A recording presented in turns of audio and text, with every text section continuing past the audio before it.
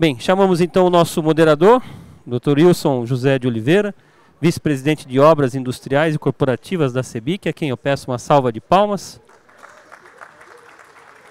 Vou convidar aqui ao palco o Dr. José Carlos Martins, presidente do Conselho Consultivo da CEBIC.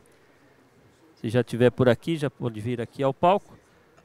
Luiz Roberto Lisa Cury, presidente do Conselho Nacional de Educação, CNE, quem eu peço também uma salva de palmas. O nosso presidente do Conselho Federal de Engenharia e Agronomia, o CONFEA, que esteve ontem conosco aqui na abertura, Vinícius Marquesi. Pedimos também uma salva de palmas. E Nair Quintanilha, CEO da Paraná Pesquisas. Seja bem-vinda também, doutora Nair.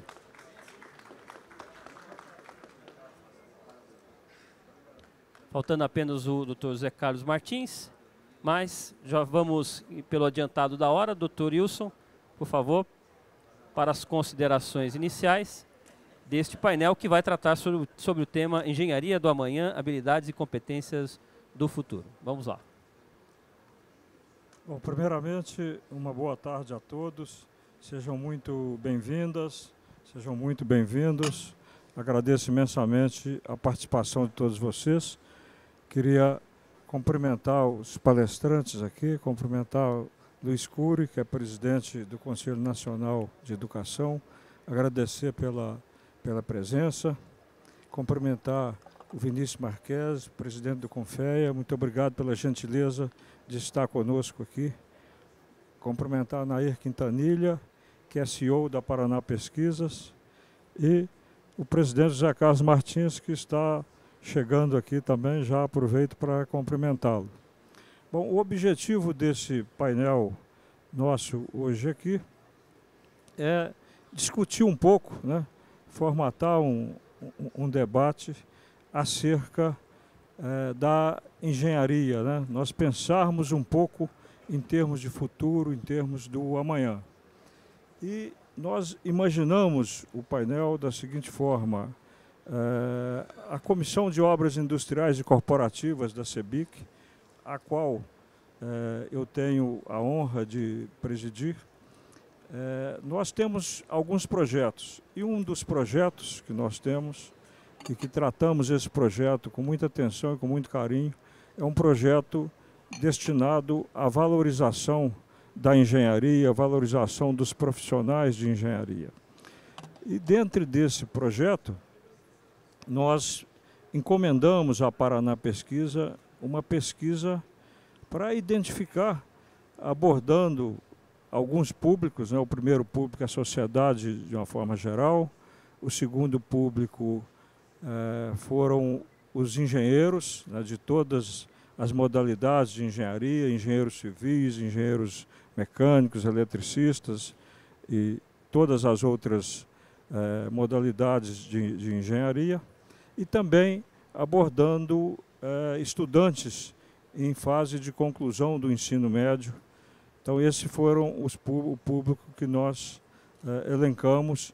E nós temos na COIC um grupo de trabalho que faz um trabalho dedicado à valorização da engenharia. E esse grupo formatou a pesquisa em conjunto com a Paraná Pesquisa, o que deveria ser consultado e perguntado. Então, nós vamos contar aqui com o apoio, com a ajuda da Nair.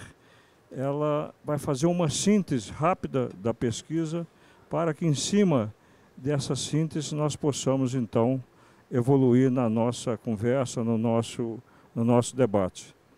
Então, está com você aí, Nair. Bom. Nair, só um minutinho aqui, eu me esqueci aqui, nós temos um pequeno vídeo sobre a valorização da engenharia. Vocês me perdoem aí, vamos ver o vídeo. E nós fizemos esse vídeo com muito carinho. O dia amanhece e traz com ele uma nova chance de inovar, criar e aprimorar. Desde que acordamos, somos envolvidos por criações incríveis realizadas pela engenharia. Ela muda o mundo em que vivemos. Desde nossos meios de transporte e sistemas de comunicação, até a maneira como produzimos energia e conservamos nosso ambiente. Cada elemento ao nosso redor é reflexo dessa maravilhosa capacidade de projetar e construir ideias. Do concreto que forma nossos prédios, do alimento que chega às nossas mesas, da mineração presente no aproveitamento de recursos naturais, aos softwares e tecnologias que mantêm nosso mundo conectado. Tudo tem um toque da engenharia. Por trás dessas realizações estão engenheiros dedicando tempo e conhecimento para aprimorar o mundo em que vivemos. A engenharia é a força motriz que enriquece nossa existência, nos dá as ferramentas para sonhar grande e atuar com mais liberdade, simbolizando uma contínua odisseia de inovação e descobertas. Uma essência que começa nas salas de aula, nos laboratórios e na imaginação dos futuros engenheiros. Transformando sonhos em realidade, a engenharia nos desafia, nos leva a fronteiras inexploradas e nos encoraja a superá-las. Seu objetivo é aprimorar nossas vidas, tornar nosso mundo mais seguro, eficaz e até mesmo divertido. Além de cuidar do nosso planeta com soluções sustentáveis, a engenharia também inova em tecnologias verdes e avança na exploração espacial. Ela está diariamente desafiando limites, expandindo fronteiras, olhando para o que está além do horizonte. Tudo é engenharia. E você? Está pronto para aprimorar o futuro?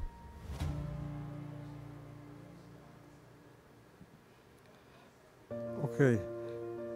Então agora, Nair, está com você trazendo aí os dados da nossa pesquisa. Mais uma vez, desculpe aí pelo...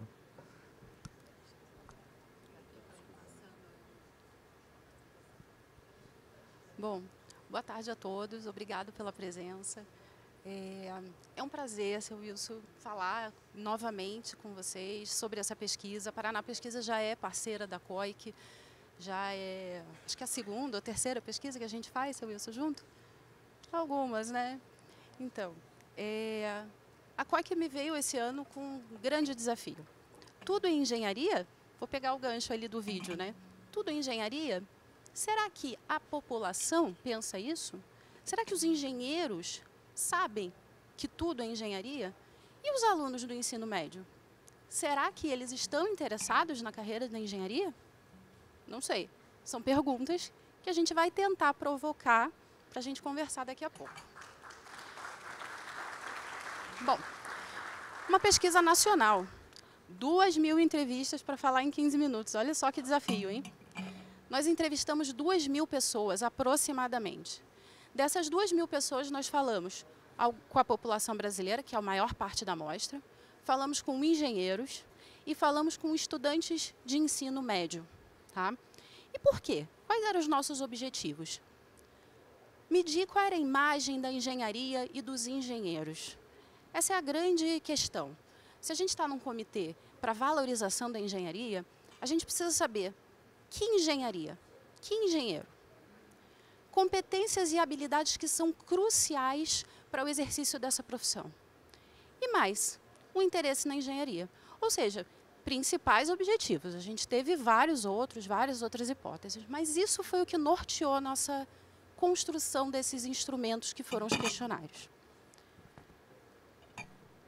Engenharia pelos brasileiros. Primeiro vamos falar desse pilar que a gente falou, que foi a população brasileira. Percepção da engenharia pela população. Tá, mas vamos avaliar os engenheiros? E as outras profissões? Se eu falasse para vocês, olha, os engenheiros são bem vistos. E as outras profissões? Vocês iam me perguntar sobre isso, né? Mas não. a gente avaliou uma série de profissões e áreas. E a gente perguntou, praticamente a primeira pergunta do questionário era: gostaria que você desse uma nota de 1 a 5 para algumas áreas ou profissões.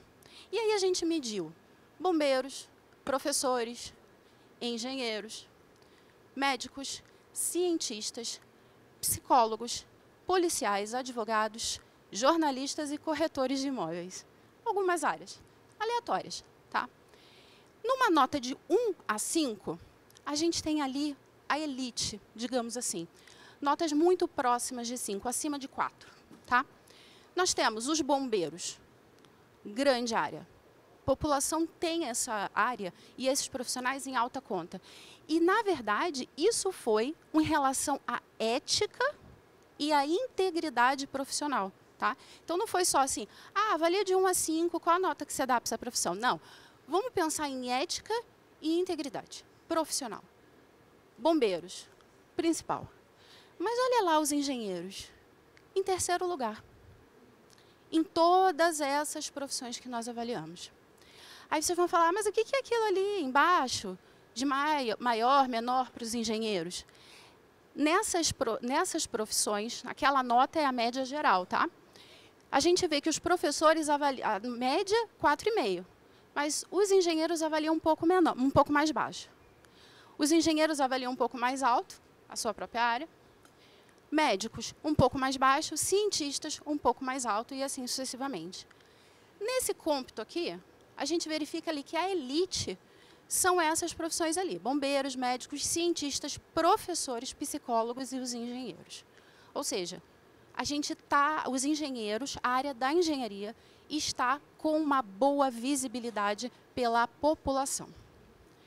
Seguindo, 5 em cada 10 engenheiros se sentem menos valorizados e menos visíveis que outras áreas.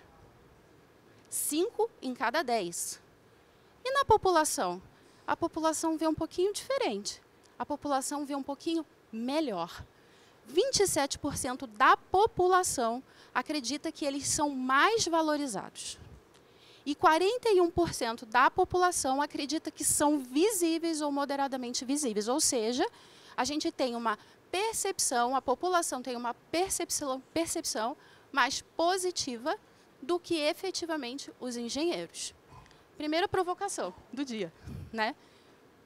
Os engenheiros estão melhor vistos pela sociedade do que se sentem. 42% dos brasileiros percebem o impacto da engenharia, constantemente ou frequentemente. Ou seja, tudo é engenharia. Lembra do vídeo que a gente viu antes? Tudo é engenharia. Aonde que essa engenharia é mais vista? Infraestrutura. A gente perguntou, onde você percebe esse impacto? Na infraestrutura, rodovias, pontes. 20% dos brasileiros tiveram contato direto com serviços ofertados pelos engenheiros. 20% é muita coisa? Não, algumas pessoas podem até dizer que não. Eu acho que é bastante, 20%. E a nota 8,1 e numa nota de 0 a 10 para a competência técnica desses profissionais. Mais uma vez a população dizendo, engenheiros, vocês são bons. E as pautas sociais? Vou passar bem rapidamente, porque isso foi uma questão que a gente queria falar. Qual é o papel da engenharia, dos engenheiros, da área de uma maneira geral, nas pautas sociais? Principalmente em diversidade, equidade e inclusão. 68% dos brasileiros acredita que o papel da engenharia na inclusão das diversidades é muito importante, ou seja, precisa se falar sobre isso. Porque 49% dos brasileiros percebem essa inclusão das diversidades raramente ou nunca percebem. Ou seja, metade da população brasileira, aproximadamente, não percebe ou nunca percebe essa inclusão. E ela é muito importante. Ela é uma pauta social e é preciso se falar sobre isso. E agora? Vamos ver como é que os engenheiros estão se vendo? A engenharia pelos engenheiros. 9 em cada 10 engenheiros que falamos trabalham em alguma área da engenharia. Ou seja, os engenheiros se formam e trabalham com engenharia. Tá? Esse dado é muito importante. 82%, gente, isso é incrível. 82% está muito satisfeito, muito ou satisfeito em ter decidido seguir a carreira de engenharia. Ou seja, trabalha, grande adesão, ou seja, ao curso, com o mercado de trabalho ou com a sua trajetória profissional, e 82% está muito satisfeito ou satisfeito com essa decisão. E o mercado de trabalho? Tá, eu saí lá do curso, como é que foi? Foi fácil entrar nesse mercado de trabalho? Eu estava preparado? Quando eu saí da universidade, eu me senti preparado? 1 em cada 10 engenheiros diz que não se sentiu, que se sentiu totalmente preparado. Ou seja, 1 em cada 10 se sente muito preparado. 20% dos engenheiros declaram ter se sentido nada preparado. E aí? Esses cursos precisam discutir algumas coisas. E a gente trouxe algumas provocações. Perguntamos para esses engenheiros, e aí, que disciplinas vocês querem que seja incluído para que vocês possam se preparar melhor, para que vocês tenham uma preparação melhor para esse mercado de trabalho? Ali alguns indícios: economia e finanças, gestão de projetos e PMI, softwares específicos, ou seja, trazer os softwares para dentro das universidades, habilidades interpessoais e trabalho em equipe, olha ali, inteligência emocional, tá? Engenharia sustentável. A gente acabou de sair de um painel que falava sobre sustentabilidade, economia circular, enfim, isso precisa estar. Isso precisa ser tratado de maneira mais específica. IA e aplicações, e comunicação e apresentação, ou seja, não vale só saber fazer, precisa saber se comunicar.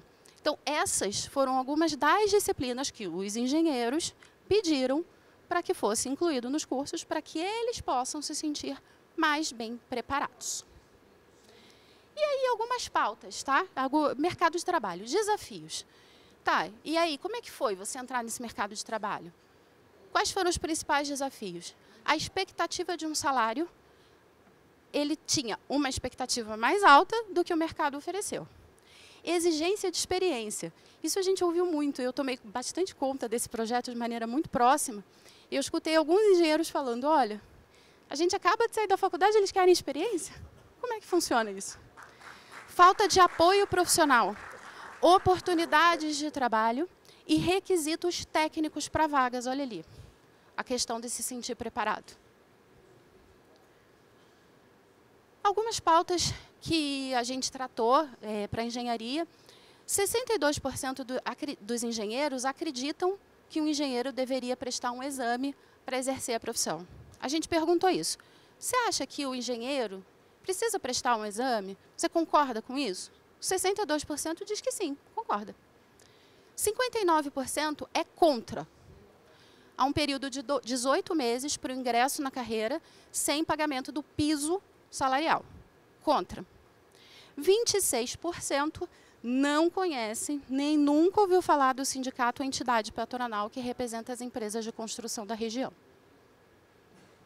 Esse é um número interessante. Tá? Vamos falar dos estudantes de ensino médio? Então, a gente já falou a população, fomos do macro, entramos nos engenheiros e agora aqueles futuros engenheiros, que a gente espera que sejam futuros engenheiros. Primeiro, vamos fazer um retrato da engenharia no Brasil? Esses dados aqui foram retirados do INEP, tá? Do Censo do Ensino Superior. A gente verifica ali que em 2015, a gente tinha ali mais procura do que vagas. A linha azul, tá? Linha azul são as vagas ofertadas para cursos de engenharia. Olha a boca que a gente fala no estatinhês, né? Olha a boca que se surgiu ali no ano de 2022, que é o ano que a gente tem os últimos dados. Muito mais vagas do que matrículas. Por que será que isso está acontecendo? O interesse na engenharia tem caído? Será? Vamos ver. Por que talvez tenha caído? A gente perguntou para os alunos de ensino médio, tá? Você se interessaria em seguir uma carreira de engenheiro? 32% disse que com certeza ou que poderia seguir uma carreira de engenharia, na área de engenharia. Por quê? Por interesse pessoal, a maior parte deles falaram que era por interesse pessoal, e perspectiva de bons salários. Olha lá a expectativa, lembra dos desafios dos engenheiros? Expectativa. Principal área da engenharia? Civil. Engenheiro civil. Então, os alunos do ensino médio que têm interesse na engenharia civil. E quem não tem interesse? 68%. 68% diz que provavelmente não vai seguir, ou que com certeza não vai seguir a carreira na engenharia. E por quê? Preferência pessoal. E o que é mais brutal dessa pesquisa, que para mim foi surpreendente e assim, chocante no sentido social, tá? Acredita que não é para eles. Sabe o que é isso?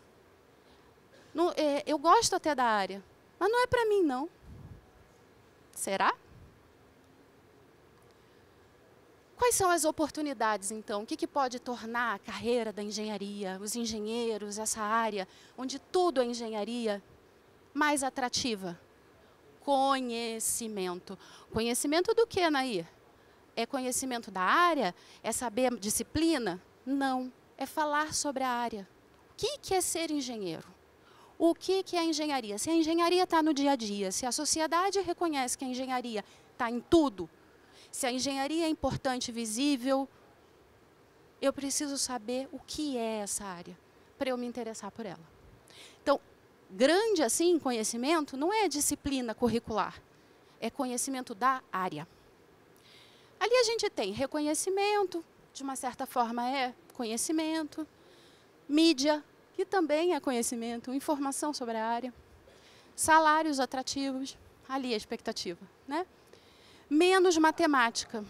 E aqui, eu até coloquei ali em amarelo, porque ele tem 8%, tá? Foi citado por 8% dos estudantes de ensino médio. Menos matemática, por quê?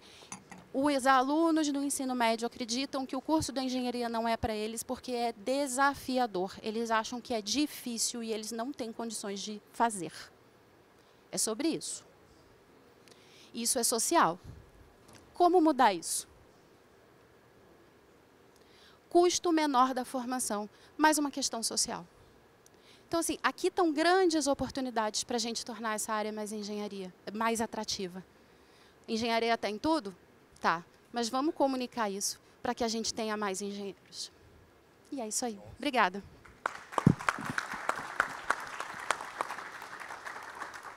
Bom, Nair, primeiramente, muito obrigado. Conseguiu, inclusive, trazer no tempo aí as informações, né? Essa pesquisa ela é bastante ampla, então para sintetizar e expor em 15 minutos é difícil.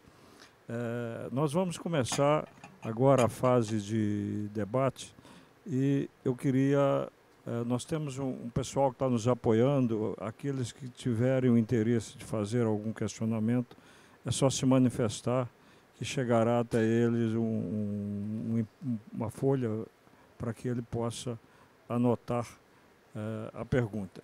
Enquanto isso, nós vamos ouvir aqui os comentários agora dos nossos painelistas. Eu vou começar aqui pelo presidente José Carlos. Recentemente, eu vi uma pesquisa, presidente, onde dizia o seguinte: 6 em cada 100 brasileiros são engenheiros. Na Alemanha, se não me engano, talvez eles possam trazer isso um pouco mais firme o número aí, mas é perto de 28, salvo engano, né? Então, ou seja, para que a gente sustente o crescimento e a evolução do país, nós precisamos de mais engenheiros, tá? E nós estamos vendo aí que existe um desestímulo pelos estudantes que estão em fase de adentrar as universidades, uma falta de interesse pela profissão de engenheiros. Eu sei que você tem um sonho, nós já conversamos algumas vezes, você falou comigo sobre isso, que seria a gente procurar desenvolver, né, realmente a engenharia, você até fez um paralelo, nós precisamos de uma Embrapa na engenharia. Então, eu gostaria que você fizesse os seus comentários aí sobre a pesquisa, se possível abordar esses 2 pontos aí que eu coloquei para você. Obrigado, Wilson. Obrigado a todos. Obrigado por ter me convidado, porque esse tema, além de tudo, é um tema que eu tenho muito orgulho de ser engenheiro. Queria começar por isso. Tenho muito, mas muito orgulho. Entrei na Escola de Engenharia da Universidade Federal do Paraná em 1973, saí em agosto de 1977 e desde o primeiro dia que eu entrei na faculdade eu já pisei no barro. Então é alguém que está mais de 50 anos pisando no barro. É isso que eu queria dizer. Então é alguém que passou desde o estagiário, que levou até saco de cimento nas costas, foi dono de empresa e cheguei até a presidente da CEBIC, trilhei esse caminho. E tenho muito orgulho, e quando eu vejo a pesquisa, sabe, Nair? A primeira coisa que você vê ali, o susto que as pessoas sempre teve. Porque as pessoas morrem de medo de matemática, mas o que elas não sabem é que engenharia é física. Né? Então, vamos dizer que depois, quando elas entram lá, já na minha época, nessa época lá atrás, a gente sempre dizia assim, medicina é difícil entrar, facílimo de sair. Engenharia é fácil, às vezes, até de entrar, mas dificílimo de sair. Por isso aqueles teus números ali, que ficam muito claros. Eu acho que isso eu estou falando de 50 anos atrás. Mas eu queria colocar alguns pontos e levar isso aí para você, que você me provoca, Ilso, que é assim, esses dias eu vi uma entrevista do Silvio Meira, que para mim é um dos grandes gurus da tecnologia no Brasil, e ele dizia a seguinte frase, que da escrita desenhada, aquela hieroglifo, até a escrita corrida, demoraram-se 1.200 anos. O cara que teve o clique da inteligência artificial até o dia que ela se for madura, serão 1.200 dias. Já ocorreram 400. Ou seja, eu quero dizer o seguinte, a velocidade de mudança é muito grande. Então, vamos dizer, esses números que você traz, né, é da engenharia que eu e grande parte dos meus amigos que estão aqui viveram, que não é a realidade que a gente vive hoje. Aquele número, aquela boca que você mostrou do jacaré ali, aquilo ali é muito emblemático. E eu me preocupo demais com isso, como que nós faremos para que esta molecada seja valorizada. Eu peguei esses dias um Uber, e o menino que estava pilotando o Uber disse que estava treinando para colocar revestimento cerâmico. Eu digo, nossa, achei o meu cara que eu preciso para trazer para trabalhar na construção. Mas isso aqui que ele faz, ele vai vender pintura, revestimento, mas ele usa o aplicativo do celular. Agora eu quero saber se nossas escolas de engenharia estão entregando o BIM como deveria entregar.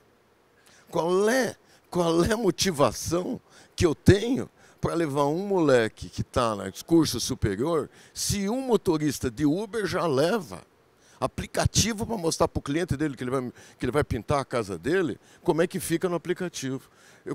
Eu acho que essa pesquisa demonstra uma coisa muito fácil. Eu acho que tem a parte de comunicação, sim, concordo, e tem um outro ponto que é vital, que é atrair os talentos. Nós não estamos atraindo os talentos na medida que deveríamos. Há um tempo atrás, começo dos anos 2000, década de 90, nós tivemos um êxodo total a respeito, porque o nosso mercado tinha encolhido para caramba. Ele encolheu demais e não tinha oportunidades.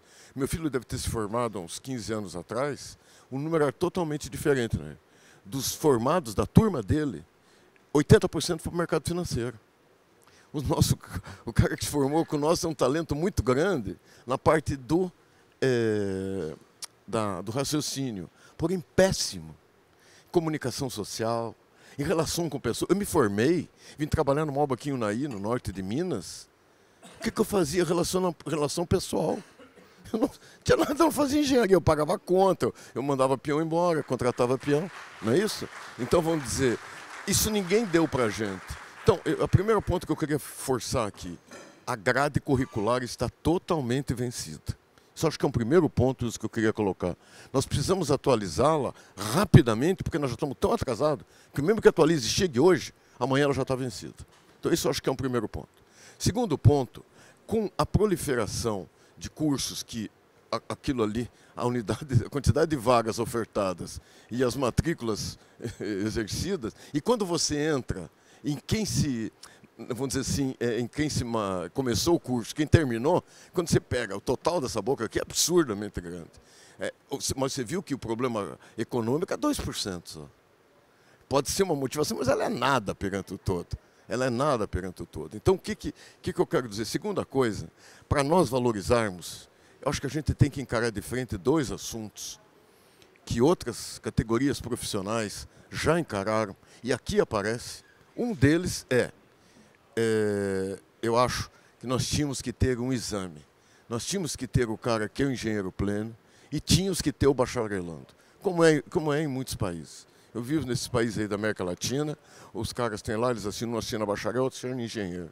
Por quê? Porque daí você começava a mostrar a motivação que a pessoa ser preparada, a pessoa ser boa, ela vai ter um bom cargo, ela vai ter ela vai ter um bom salário. Isso seria um grande motivador dos talentos. Eu não quero falar em quantidade não adianta nada, a gente precisa de talento. Nós hoje temos um mercado que é muito grande, ele é muito forte e vai ter que ser muito maior. Nós temos hoje uma participação de PIB que é 3%, quando já foi 7%. E nós vamos em busca do 7%. Agora eu quero saber onde é que nós temos gente, que as nossas escolas estão, Geraldo, formando hoje, tá certo? Que atenda a tua empresa na quantidade que você precisa, na qualidade que você precisa. Então, eu acho que a primeira coisa, tinha sim que ter um exame. E tem um outro ponto, que o Brasil é rei, eu digo assim, sempre digo que o Brasil é aquele país que, ao invés de atacar a causa, dá um jeitinho no efeito. Então você vai lá e um engenheiro se forma, a tua pesquisa mostrou isso. Eu saio da faculdade e não tenho experiência, daí ninguém me quer. Aí eu, para pegar o emprego, tenho que me sujeitar a ser registrado na carteira, não como engenheiro. Eu sou registrado com outro negócio. E a hipocrisia corre solta por aí. Pelo amor de Deus, então vamos fazer um negócio.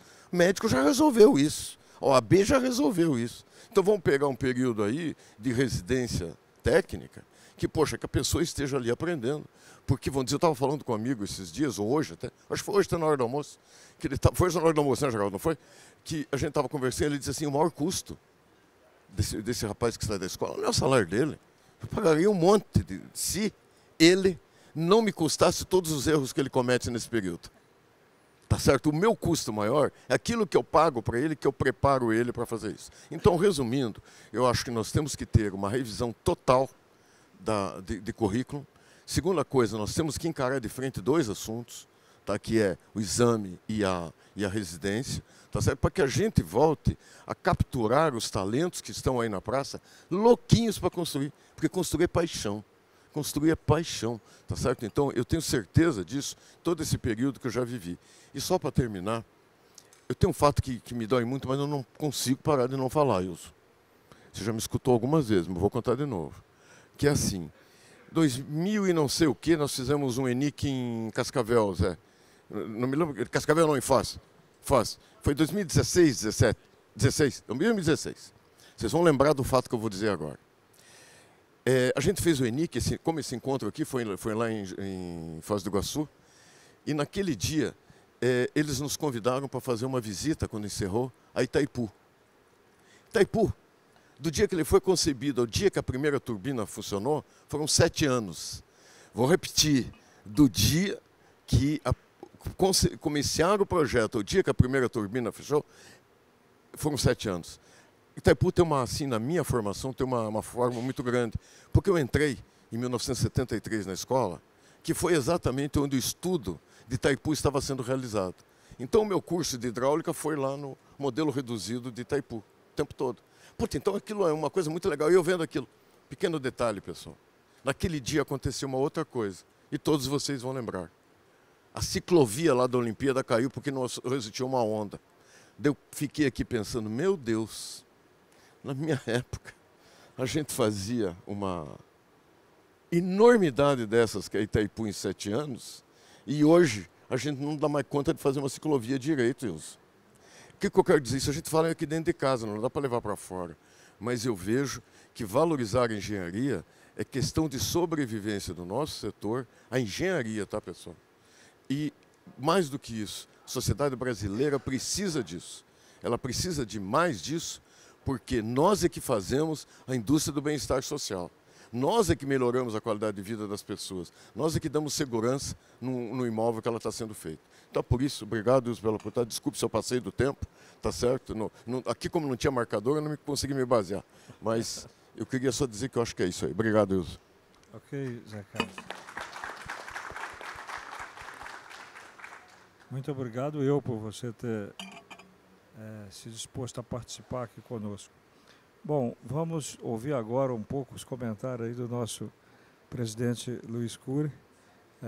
Mais uma vez, muito obrigado por ter aceitado estar conosco aqui, né, se deslocando aí, pegando um trânsito complicado aí, né, presidente? Mas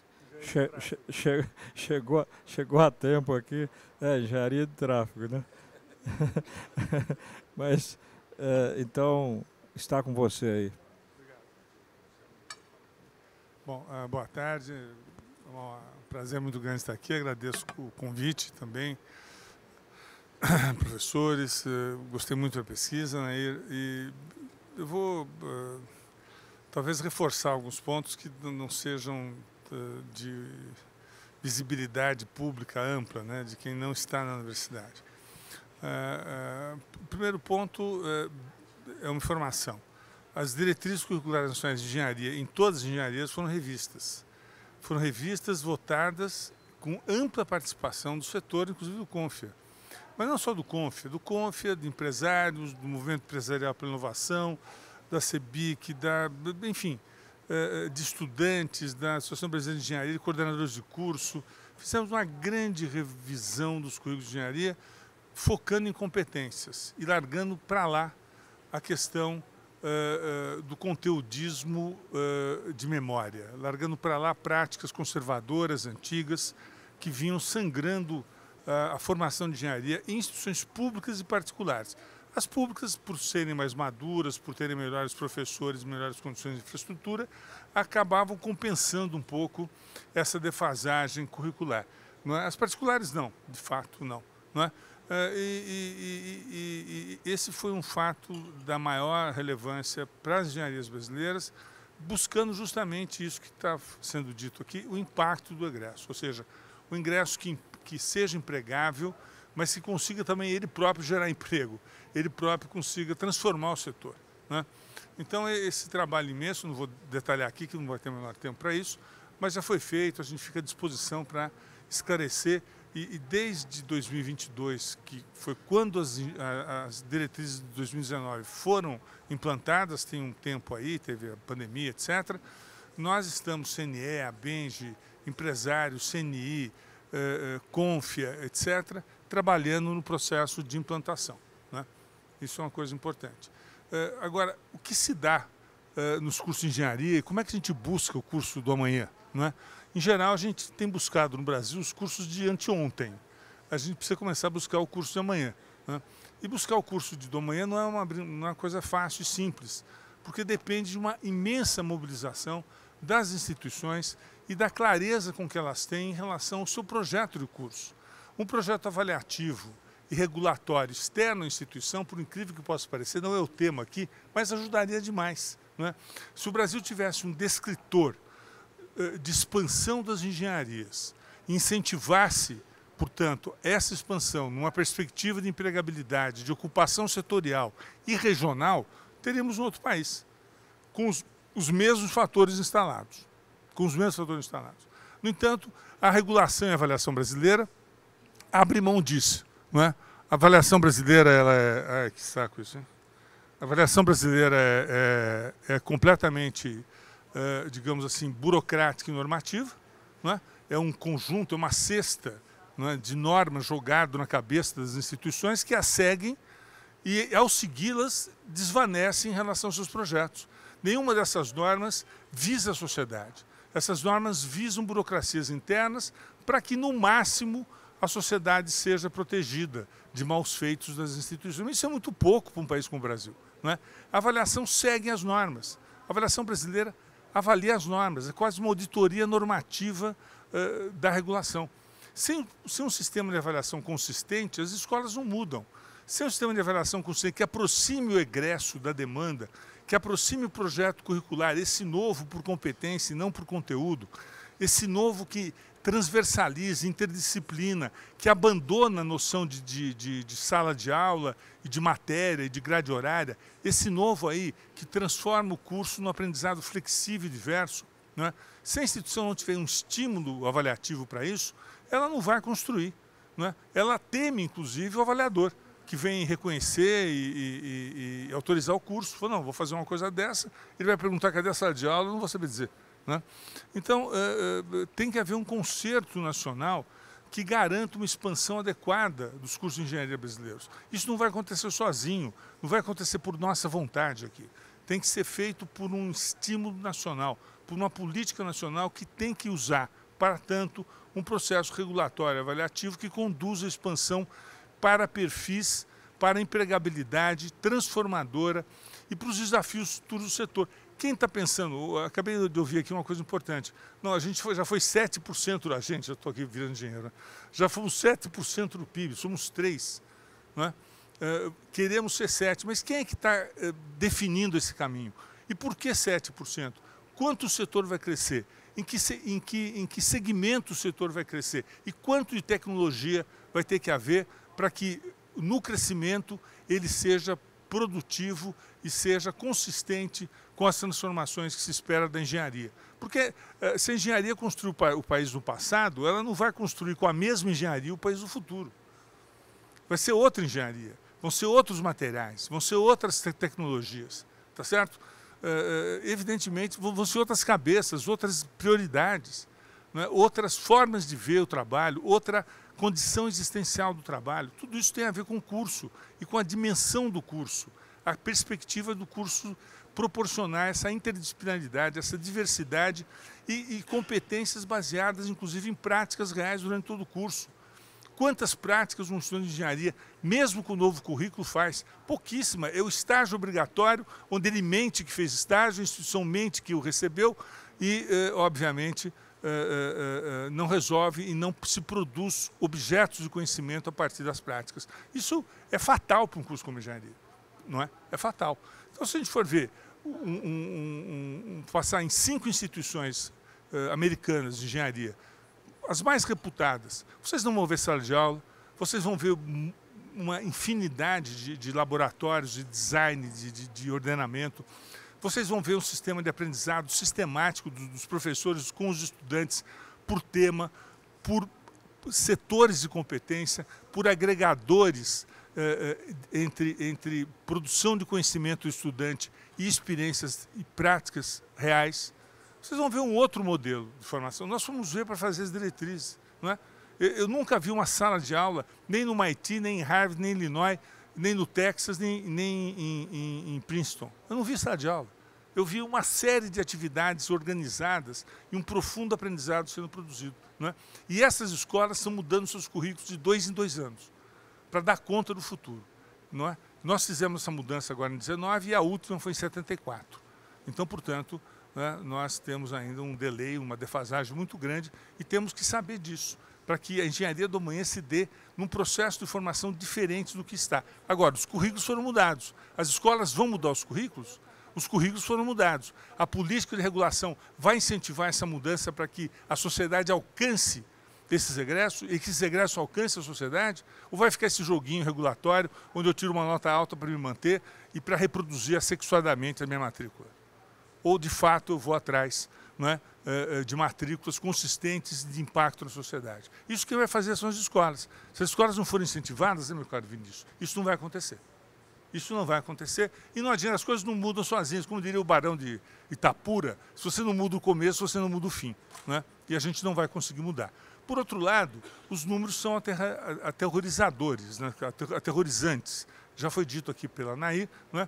Mas só para reforçar, 10% da matrícula em AD é aderida em relação às vagas ofertadas, 10%.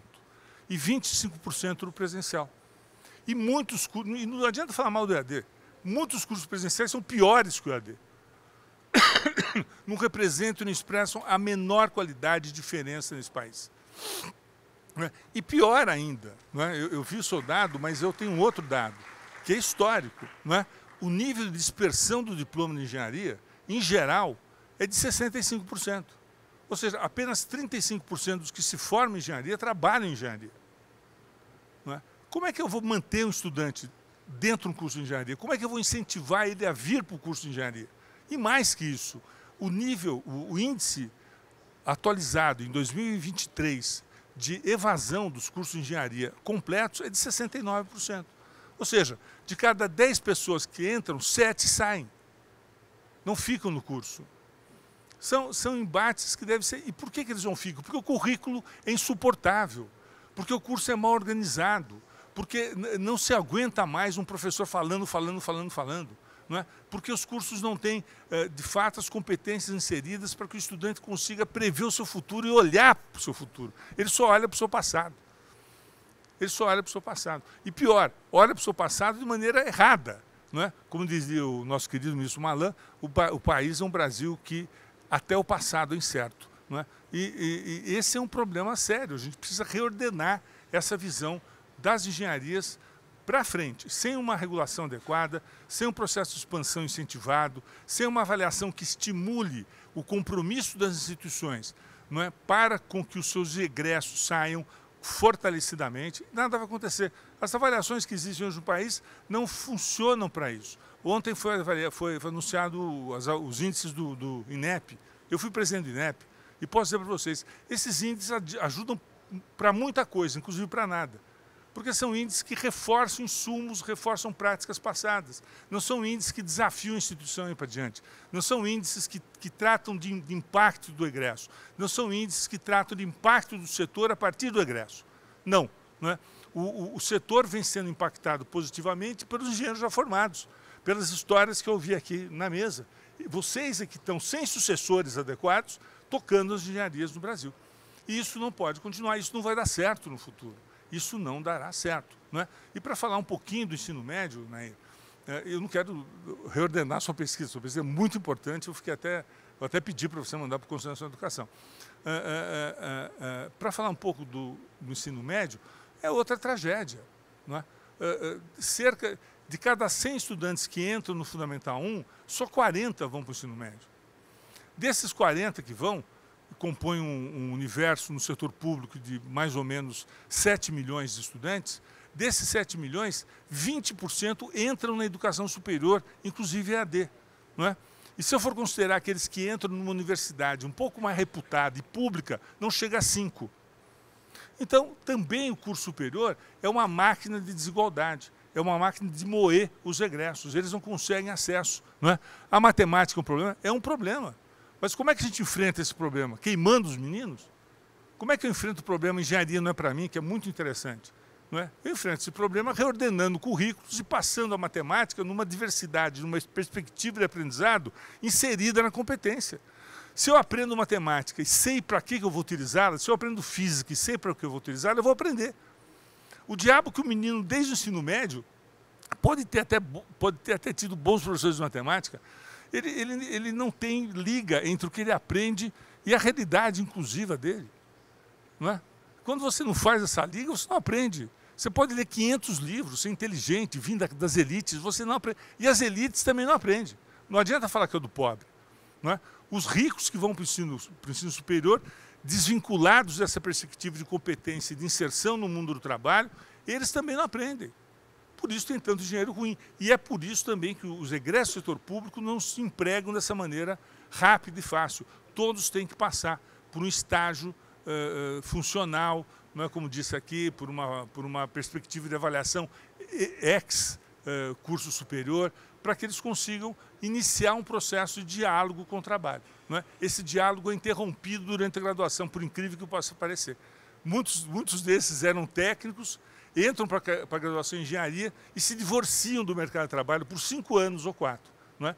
E depois querem retomar e não conseguem retomar.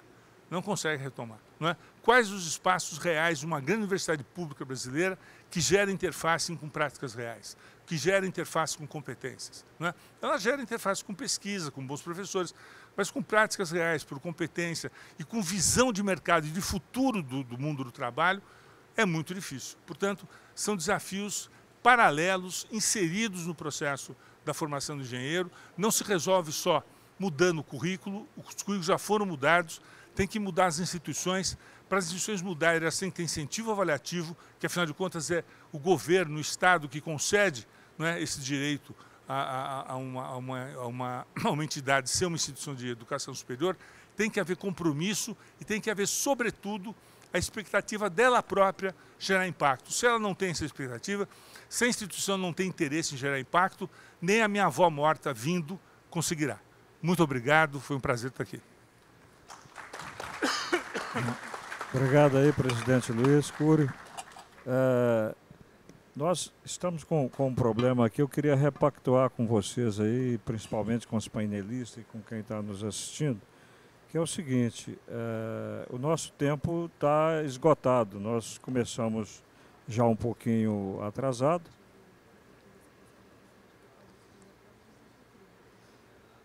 Ok, então é o seguinte, eu queria repactuar com vocês aqui o nosso cronograma, né, presidente? Porque é muito difícil nós termos uma mesa de debate nesse nível com um assunto tão relevante. Eu tive uma informação aqui agora que nós poderíamos nos estender até 18h30. Né? Então, se todos concordarem aí, nós vamos avançar até as 18h30. Pode ser, presidente? Eu estou com vocês. Eu prometo me manter no tempo. Então, ok. Então, vamos agora ouvir o presidente Vinícius Marques, que preside o Confea. Com você a palavra. Obrigado, Obrigado aí por ter aceitado o nosso convite. Eu que agradeço o convite, é um prazer. Obrigado pelo convite. Em nome da Wilson, agradecer a todos da CEBIC, José Carlos, Luiz Cury e Nair. Prazer compartilhar esse momento com vocês. Eu acho aqui, para também não ser muito redundante, fazer as observações, parabenizar pela pesquisa, os dados são importantes, mas o sistema, né, Confea, eu estive 7 anos à frente do CREA São Paulo, ele é uma máquina de informação. Né? A gente tem ali todas as instituições registradas de ensino no estado de São Paulo, registradas ali, todas por meio dos CREAs no Brasil inteiro, então a gente busca muito entender um pouco o porquê de muitos dados que foram trazidos aqui, e vale muito essa reflexão, porque no final, né, a sustentação econômica, né, o desenvolvimento econômico do país, ele se dá, sem dúvida nenhuma, por meio da formação, né, de profissionais técnicos ou das áreas técnicas. Isso é pacificado. O Wilson citou aí uns dados, e aí para pontuar, a McKinsey em 2021, 2022, ela publica um relatório muito robusto, comparando, né, a formação técnica no Brasil com países desenvolvidos. Então você tem no Brasil, até citei ontem no discurso de abertura, um profissional da engenharia para cada 11 da administração e do direito. Né? Isso aí também é um contexto que vale uma reflexão. A gente tem um país burocrático demais, onde o ordenamento jurídico ele é mais importante, né? Ele gera mais oportunidade do que oportunidades para técnicos. Né?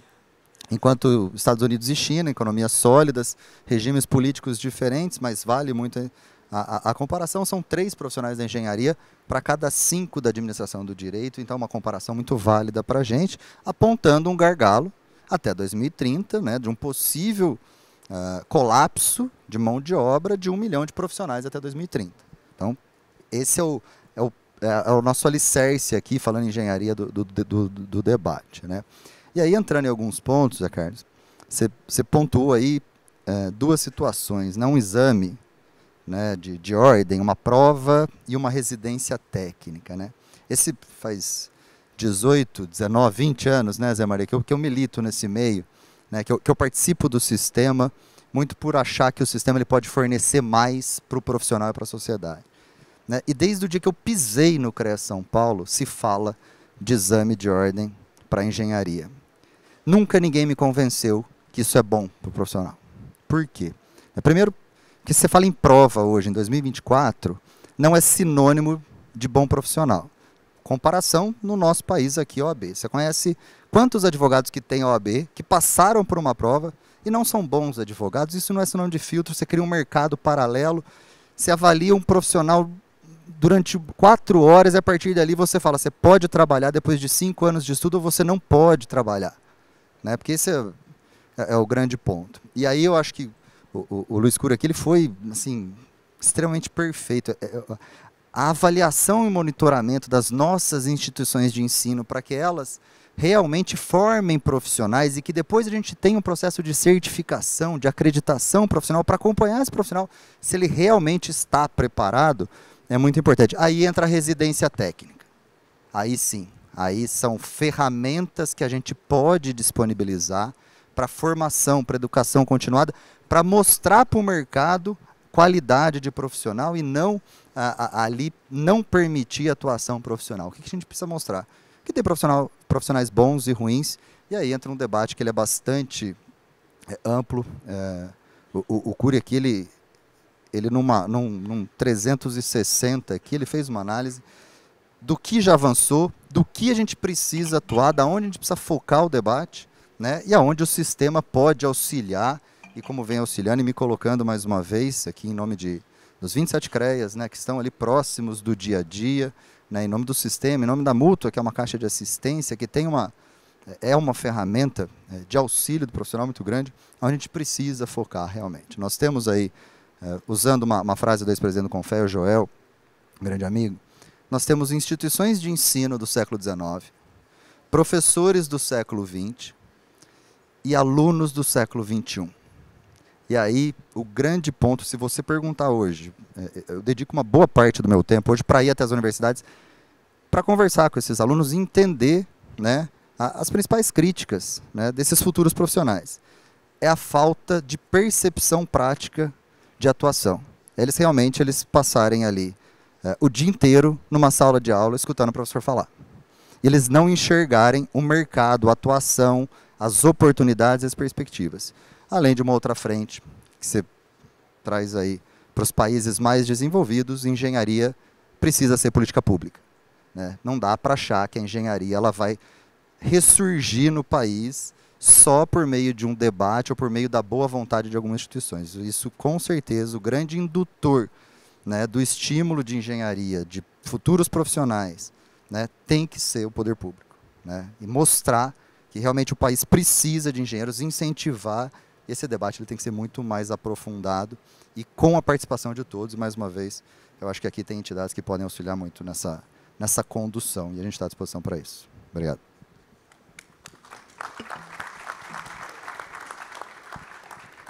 Muito obrigado aí, Vinícius. O Zé Carlos pediu para fazer um comentário aqui. Por favor, Zé Carlos. Eu vou provocar, porque eu acho que esse assunto aqui, se a gente pegar, a gente vira a noite e não termina. Mas eu acho que o Cury falou umas coisas fantásticas, o Vinícius falou, mas de alguma forma tem uma provocação aqui que eu tenho que falar.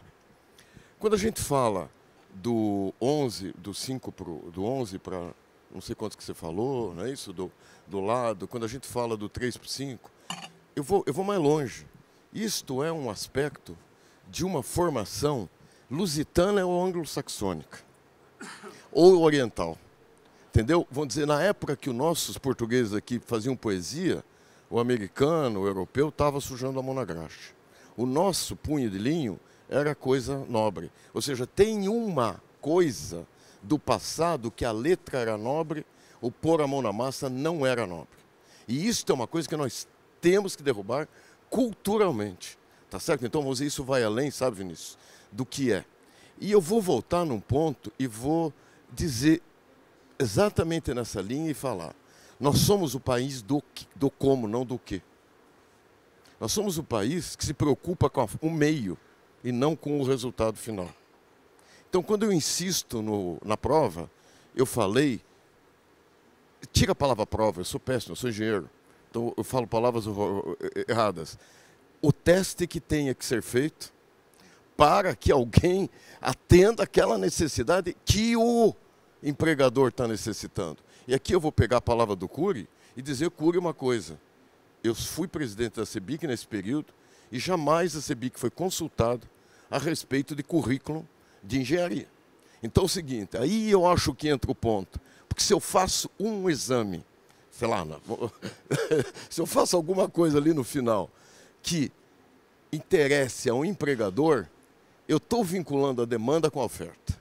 Eu acho que o hiato que existe entre isso é um dos grandes problemas. Então eu insisto nesse ponto, tudo que você está falando, eu vou pedir para se alguém aqui dos meus amigos sabia de alguma coisa desse tipo de coisa. Ninguém sabe. Existe uma distância muito grande. Profissões como direito, como medicina, são profissões de pessoas físicas. A profissão do engenheiro, via de regra, é de pessoa jurídica. Ela sempre está vinculada de alguma forma a uma pessoa jurídica. E aí você tem uma forma, certo, pessoal? Você tem uma forma de tratativa e de desenrolar diferente. Você não vai, Vinícius, suprir 1 milhão de bons engenheiros até 2030 se não der uma renda apropriada para eles, se não der condições de ir para a parte, se você não der desafio para eles. É isso que nós estamos tocando. Isso que o Cury fala, a escola, qual é o incentivo que ela tinha que ter? O aluno dela não passar no exame. O aluno não passou no exame, ele não vai mais naquela escola. É isso que eu estou insistindo. Só que este exame que tem que ser feito lá no final, ele tem que ser combinado com os russos. Nós temos que sentar com quem emprega e percebe o que ele precisa. Nós temos um problema seríssimo, por exemplo, com o Senai, com trabalhadores da construção civil, que a gente tem que passar para o Senai a lista de onde e que tipo de capacitação a gente precisa para atender o nosso mercado. Vocês compreendem? Então, eu acho que na engenharia, que é o item mais importante, a gente precisava demais fazer isso. Eu só quis botar uma posição e deixar muito claro que a CEBIC, em momento algum, foi consultada sobre o currículo, porque eu era presidente nesse período e desconheço totalmente esse assunto. Se alguém fez, eu até vou atrás para saber o que opinou a respeito. Obrigado, presidente. Bom, vamos avançar aqui no nosso... Nós temos várias perguntas aqui, eu vou procurar sintetizá-las. A primeira pergunta aqui veio do José Rosa, se não me engano, Júnior, ou Rocha Júnior, do Sinduscom Paraná. Ele pergunta a mim o seguinte, então já vou responder aqui e imediatamente passar aqui para os meus painelistas aqui. É o seguinte, quais os próximos passos da COIC, né, da Comissão de Obras Industriais, para avançar no programa de valorização da engenharia? Quer dizer, essa pesquisa, eu costumo dizer o seguinte, que o primeiro passo para resolver um problema é reconhecer que ele existe, né? E nós, engenheiros, eu sou engenheiro também, eu comento com o pessoal na empresa que nós nascemos com defeito de fabricação. Nós temos inúmeras qualidades, mas nós nascemos com defeito de fabricação, que é o seguinte, a gente tem dificuldade de reconhecer problema, né? E muitas vezes, se você não reconhece, você não busca solução.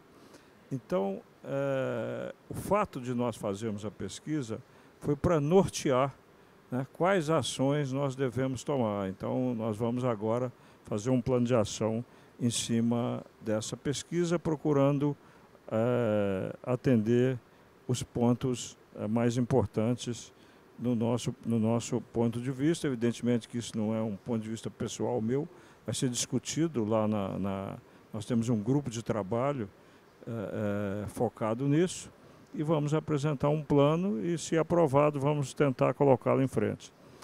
Tem uma outra pergunta aqui do Murilo Braguin, que é do Sinduscom Londrina. Ele pergunta para o presidente Vinícius Marques.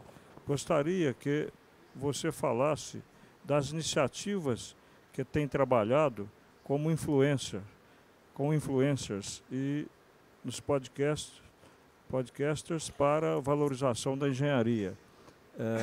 Pelo que eu estou entendendo, é um programa que você está fazendo. E por que eu fiz as duas perguntas na sequência? Porque uma certa forma de valorizar é divulgar, né? Nós precisamos de comunicar com os engenheiros, com a sociedade. Então, se você puder responder essa pergunta, eu te agradeço. Sem dúvida nenhuma, obrigado pela pergunta. Mas a ideia de trabalhar com pessoas que se comunicam, né? Eu tenho um pouco de complicação em falar influência, essas coisas. Eu acho que são pessoas que se comunicam muito bem, são profissionais. A gente apontou aqui como uma das habilidades pessoais que nós, engenheiros, não temos. Então, o que a gente fez? A gente buscou esses profissionais. né, que são profissionais que atuam no mercado e se comunicam bem, falam com muitos engenheiros e tem ali uma certa ressonância quando falam, né? A gente começou a levar as iniciativas do sistema por meio deles para chegar até o profissional. Porque é engraçado, né? A gente tem um paradoxo no sistema que é bastante interessante. O profissional ele tem uma rejeição do sistema, mas ele tem muito orgulho da carteira do CREA dele, né? Tipo, ele usa, põe na mesa. Mas aí quando você fala, pô, e o CREA? Não, o CREA não vem com esse negócio, é chato, né? E aí a gente está tentando desconstruir essa imagem e vem dando muito certo, né? É um processo, é um trabalho de médio e longo prazo, mas os resultados estão aparecendo, né? A gente está simplificando a comunicação e levando as ações do sistema por meio desses profissionais que nos ajudam muito, né? E fazem isso por amor à profissão também, e levam muito as nossas iniciativas. A gente vem conseguindo expandir muito a comunicação por meio desses parceiros. Obrigado. Viu? Quer comentar? Não, em homenagem ao ponto levantado, eu acho que é importante a gente ter em mente o seguinte: a mudança dos cursos de engenharia, ela não atinge 74 currículos, né? Não sei quantas modalidades de engenharia. A gente tem quase 300 nomenclaturas. Eu falei 70 para dizer 1000, mas são 300. Ela é uma mudança estruturada nos cursos de engenharia, né? Ela não é uma mudança para mecânica, elétrica, de produção. É uma mudança transversal no ordenamento e na perspectiva dos objetivos do curso, de reordenar-se de conteúdos para competências com toda a integração de interdisciplinaridade, pesquisa incorporada, extensão incorporada, práticas reais incorporadas, extensa participação em laboratórios, em designs definidores das competências, tudo isso, né? Então, é para dizer que não é uma coisa que foi feita curso a curso, foi curso em geral. E se não me falha a memória, presidente, eu tenho aqui um registro de 2 anos atrás, o presidente da Benji, o Vanderly, que aliás foi quem me aproximou de vocês, o Vanderly esteve aqui apresentando as diretrizes de engenharia justamente numa época que elas estavam acabando de ser feitas. Ele fez a apresentação, que até me mandou a apresentação. Então, eu acho que a gente pode superar essa falta de comunicação e não é tarde para fazer isso, né? Mantendo talvez um diálogo mais intenso a partir de agora, para vocês verem e, quem sabe, apoiarem, como o Vinícius estava aqui me dizendo, apoiarem a implantação plena desses novos currículos, porque as instituições não vão acatar tranquilamente, não, né? Isso depende de investimento, depende de reordenamento curricular, não é? As particulares, especialmente, têm problemas, as públicas têm conservações que não conseguem se livrar. Então, eu vou pedir até a sua ajuda aqui com o presidente da CEBIC para a gente expandir isso. Tá bom? Ex-Curi. Perfeito. Eu te ponho em contato com o atual. Não, mas a sua fala foi importante nessa aproximação. Ok.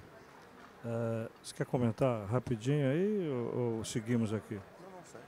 Vamos seguir aqui. Nós temos aqui uma pergunta que é do Eric Conceição. Essa pergunta vai para você, presidente Luiz. Acredita ser muito importante o desenvolvimento da engenharia com a inclusão de novos integrantes ou novos ingressantes. Mas ele acha que é mais importante aprimorar também, né? Ele acha que até vem num primeiro lugar aprimorar aqueles engenheiros já formados, e gostaria que você comentasse a respeito disso. Não, sem dúvida, eu acho que é uma questão que se coloca de maneira bastante relevante, não é? É importante que o governo, não é, por meio dos seus organismos de Estado, inclusive, saiba conduzir a expansão, saiba mediar o crescimento da matrícula em relação às áreas, as relevâncias das áreas para o país, não é? Hoje em dia, seis cursos detêm quase 38% da matrícula, dentre eles Direito, Administração, Pedagogia, Ciências Contábeis, etc. Não estou criticando esses cursos, mas tem que haver um roteiro. Se não houvesse roteiro, a Coreia não se desenvolveria. Se não houvesse roteiro, a China não teria se desenvolvido. Se não houvesse roteiro, não é como diz aqui, no século XVIII para XIX, os Estados Unidos não teriam se desenvolvido. Então, sem roteiro não tem solução. E a regulação brasileira abandonou o roteiro, não é? Já há mais de 50 anos. Então nós precisamos ter um roteiro de crescimento e expansão no Brasil. Em primeiro lugar, esse roteiro deve trazer sentido para os egressos, inclusive, para os egressos ocuparem espaços relevantes. Agora, os egressos têm que passar por um processo de formação continuada. Também você não consegue trazer para o egresso a mágica do aprendizado não realizado, não é? O reordenamento dos conteúdos que ele aprendeu por 5 anos e esqueceu no último, ou de cada ano ele esquecia um ano anterior. Isso tem que ser feito de maneira programada e sistematizada, inclusive pelas escolas que os formam, não é? Pelas empresas, associações, centros. É importante que a gente tenha um grande programa de formação continuada nas engenharias do Brasil, mas esse programa tem também que ter roteiro, tem que ter forma, tem que ter organização e tem que ter efetividade, ou seja, tem que aproximar esse profissional da sociedade, né? Existem milhões de cursos de pós-graduação lato sensu no Brasil que adiantam pouco para essas pessoas, né? Existem centenas de cursos de pós-graduação lato sensu no Brasil que adiantam pouco. Existem uma dezena que adiantam muito, mas as pessoas não têm acesso a eles. Então também é uma questão de gerar acesso ao egresso de forma a ampliar projetos e programas de Estado, de nação, para a formação continuada, não é? Porque a quantidade de egressos da educação superior que não tem emprego na educação superior, ou que nem emprego tem, chega hoje a 8,9 milhões de diplomados, não é? Essa é uma medida de janeiro de 2023. Obrigado, Luiz. Bom, nós vamos caminhando agora aqui para o final. Eu vou fazer uma última pergunta aqui para o José Carlos. E já peço também que você faça as suas considerações finais aí, José Carlos. A pergunta é do Eduardo Henrique. Ele pergunta o seguinte, ele diz o seguinte, que no ponto de vista dele, ele é favorável à elaboração dos exames como necessário para aprimorar, ter uma seleção melhor de qualificação do profissional. Mas aí ele faz uma colocação seguinte, se nós estamos precisando aumentar o número de engenheiros, isso não seria a criação do exame, não seria um desestímulo àqueles estudantes do segundo grau que, porventura, já não estão tão interessados na engenharia e aí vê uma dificuldade maior e desistem. Então, eu queria que você respondesse e também já fizesse as suas considerações finais aí para o nosso encerramento. Eduardo, fantástica a tua pergunta. Fantástica a tua pergunta. Por quê? A pergunta eu vou inverter um pouquinho. Você acha que alguém quer contratar alguém que frouxou na hora de fazer um teste para mostrar que era competente? Ou você acha que esta pessoa vai contratar alguém para depois ir lá para dentro da obra dele, para dentro do escritório de projeto dele, e alguma coisa faça besteira lá dentro e ele tem um prejuízo e coisa e tal? Eu tenho certeza absoluta que isso será um grande estímulo para nós cumprirmos a demanda de 1 milhão de engenheiros. Se nós não fizermos, nós não cumprimos. Por quê? Porque daí você se junta com uma pessoa que não tem competência, com pessoas que têm muita competência, que delas não vão misturar com essa boiada aí. Então, acho que isso é muito importante. Desculpe a clareza, desculpe a frieza, até a grossura às vezes, mas para mim eu acho que é a forma de comunicar que a gente chega nisso aí. Mas eu queria dizer para vocês uma coisa, viu, Eduardo? Eu queria dizer o seguinte, eu tenho certeza, já contratei muito na vida, que a busca de quem contrata é de quem te dá resultado. Tá? Quem te dá resultado. E aí eu queria dizer o seguinte, de alguma forma eu posso ter sido um pouco ácido nas minhas colocações, mas na verdade eu sou o cara mais esperançoso da face da Terra. E eu não consigo desistir das minhas demandas. E eu queria dizer para vocês que nós temos sim o maior exemplo disso que eu estou dizendo. E você vai dizer, esse cara doidou agora. Não estou. Sabe onde que está? Norma de desempenho. Por quantos anos nós trabalhamos com norma prescritiva que dizia como fazia e não interessava o que entregava? Vocês compreendem?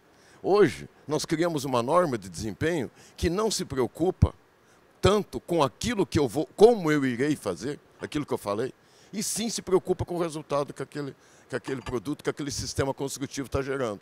Ou seja, isso estimula a competência, isso estimula a criatividade, isso estimula a inovação. A coisa burocrática do como que está sendo feito é isso que não leva a lugar nenhum. É só essa que eu acho que é a mensagem que eu queria trazer, tá, Wilson? Mais uma vez agradecer. Desculpe a ênfase aqui, mas é coisa que mexe. Sabe o que é esses dias, viu, Cury? Esses dias alguém me falou assim, sabe o que acontece? Você passou dos 70, não tem mais amarra para você falar. Você fala o que te dá na cabeça. Então, acho que como eu passei, está dentro dessa. Obrigado, pessoal. Obrigado, Zé Carlos, pela sua presença aqui, pela sua contribuição imensa aqui a esse painel. Eu vou fazer agora uma pergunta aqui para você, Vinícius, e também já peço que você faça as considerações finais. Essa pergunta ela vem do Geraldo, que é do Sinduscom Bahia, inclusive é um dos integrantes do nosso grupo de valorização da engenharia lá na COEC. Eu vou resumir aqui o que ele disse, é o seguinte: se você pudesse comentar para nós, se você vê como um caminho de se criar em convenções trabalhistas com o pessoal da engenharia, os sindicatos, níveis de períodos de avaliação na qualificação. A empresa oferecia, por exemplo, treinamento, e a cada período se fazia uma avaliação da capacitação do pessoal no sentido de galgar os níveis até atingir a capacidade plena de prestar, vamos dizer assim, de exercer, né, a atividade de engenharia. Então, se você puder comentar essa colocação e fazer suas considerações finais, eu te agradeço. Agradecer a pergunta. Eu acho que o sistema ele pode ser uma plataforma de informação, né? Porque hoje você, com a geração que está chegando, uma geração que tem acesso à informação, se você não estiver num ambiente muito facilitado, dificilmente a gente vai atrair a geração que está chegando e a geração futura, que está estudando hoje, né? Que hoje já representa 50% do 1.100.000 profissionais que nós temos registrados. Mas eu vou dar um exemplo para ilustrar, né, qual que é o objetivo nosso aí num projeto de médio e longo prazo.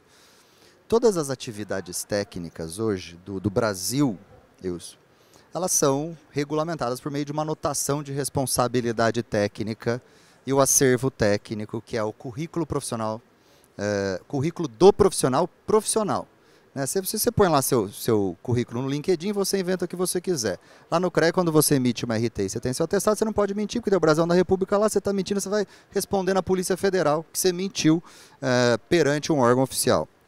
Né? Qual que é a ideia? A gente criar um ambiente, uma plataforma, onde a gente consiga, porque eu tenho todas as informações, eu só não sei onde elas estão, né, e não sei como utilizá-las. Né? Eu obrigo o engenheiro a emitir RT, mas ele fica lá guardado por uma simples obrigação, que é o que o Cury falou aqui. Nós temos uma regra jurídica no Brasil que ela existe muito mais para burocratizar do que para ser utilizada para gerar valor. Então, nessa plataforma, pensa o seguinte: você tem uma empresa, você tem um projeto disponível. Você, provavelmente, se for uma empresa de engenharia, você vai estar registrada lá. Né? Você coloca essa sua necessidade profissional na plataforma. O profissional que está procurando essa oportunidade, ele está lá também, ele está lá registrado, não preciso fazer nada, ele já está lá. Eu conecto essas duas pessoas, né, esses dois atores. Né? O que se dá ali nessa conexão? A responsabilidade técnica. Eu serei responsável por esse projeto. Remuneração, essas coisas, tudo ficam acertadas entre os particulares, entre os privados. E eu vou mostrar isso para o mercado. Né? Eu vou mostrar que ele tem uma atuação oficial. Né? Quais projetos, e quem vai avaliar ele não sou eu, é o próprio empregador. Falar, foi bom, foi mal, foi mais ou menos, né? E começar a mostrar isso para o mercado. Quando você escolhe ali, você tem as suas plataformas que você utiliza no celular, geralmente você escolhe as que são bem avaliadas, né? Qualquer, comida, Uber, tudo, que são bem avaliadas, que tem boas recomendações. Você não vai na que está mal recomendada, que está mal avaliada. Então, o sistema precisa ser esse centro de informação para mostrar isso para o mercado, para você ser assertivo na sua contratação e saber que esse profissional está lá, ele é, além de habilitado, ele é capacitado para atuar em bons projetos. Então, esse é o nosso projeto principal. E obrigado pela participação, Deus. Obrigado, Vinícius. Vou pedir aqui ao presidente Luiz Cury que faça as suas considerações finais. Vamos deixar a Nair para encerrar para nós aqui depois o nosso painel. Eu queria, em primeiro lugar, agradecer também fortemente o convite. Foi um aprendizado estar aqui hoje, etc. Mas eu queria voltar a Nair, na minha finalização, né? Eu queria notar que a pesquisa dela é de uma riqueza imensa, especialmente por nos trazer informações, digamos assim, que expressam uma ausência de percepção do entrevistado. Então você vê, o estudante acha que não é para ele. Ele não questiona o péssimo currículo de ensino médio que ele vem tendo nos últimos 20 anos. Ele não questiona a baixíssima integração entre conhecimento, práticas e perspectivas futuras que ele teve nos últimos 20 anos desse país. Ele não questiona, portanto, o espaço escolar, o professor. Não é? Ele devia dizer, olha, eu gostaria muito de fazer engenharia, mas o curso que me deram não me facilita. E eu quero saber quando é que vão me corrigir. Eu acho que essa seria, obviamente, né, uma perspectiva mais elaborada, mas é uma coisa que nos aponta para isso. Em geral, estudantes, profissionais recém-formados, estudantes em educação superior e até os próprios, digamos assim, professores, eles não têm consciência do espaço que ocupam, não é? E não sabem determinar a sua necessária intervenção nesse espaço para recuperá-lo. Eu acho que essa sua pesquisa nos traz isso, também nos traz quando você fala, não é, da percepção do engenheiro formado, também nos fala da percepção do engenheiro estudante, não é? Isso tudo é muito importante. Mesmo o entusiasmo com a carreira, muitas vezes não expressa o êxito profissional que se esperaria num país como um país rarefeito em engenheiros, não é? Ter um bom engenheiro trabalhando e transformando a sociedade brasileira. Portanto, sua pesquisa é riquíssima nisso. Eu reforço o pedido que eu te fiz para nos mandar para o Conselho Nacional de Educação, porque isso nos ajuda. Agora nós estamos reformando o ensino médio, tá certo? E obviamente, fica cada vez mais claro que os estudantes não conseguem ter clareza da percepção, do que os envolve, não é? E muitas vezes criticam ou elogiam sem ter essa perspectiva futura do que eu vou fazer depois, do que eu vou fazer amanhã, não é? Sem considerar no ensino técnico profissional, que é uma tragédia também já reconhecida, né? Como diria o Darcy Ribeiro nos anos 60, não é? O Brasil não vai mal em educação, a não ser por um projeto muito bem definido. Obrigado, presidente. Nós vamos encaminhar a você a pesquisa completa, não só a apresentação da Nair. E eu queria já trazer para você e para quem está nos ouvindo uma informação seguinte, que dentre as ações que nós já estamos desenvolvendo na COIC, tem um trabalho de conscientização nas escolas de segundo grau.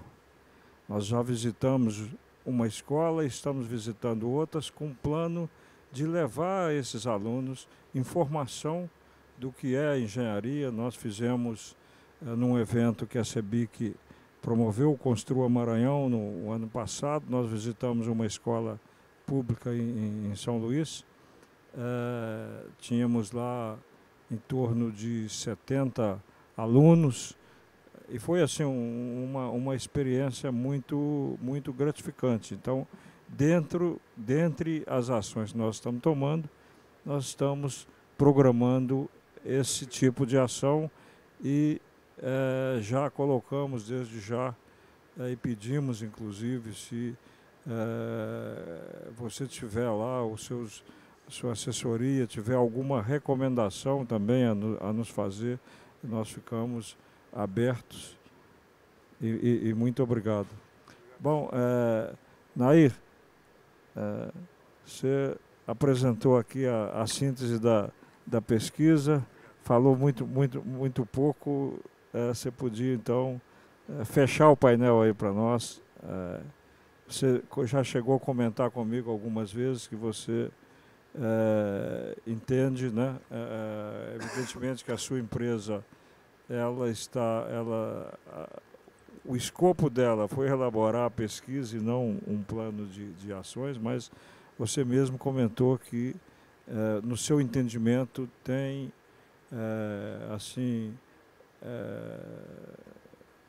informações valiosíssimas na pesquisa. Então, você pode comentar e encerrar para nós aí, por favor.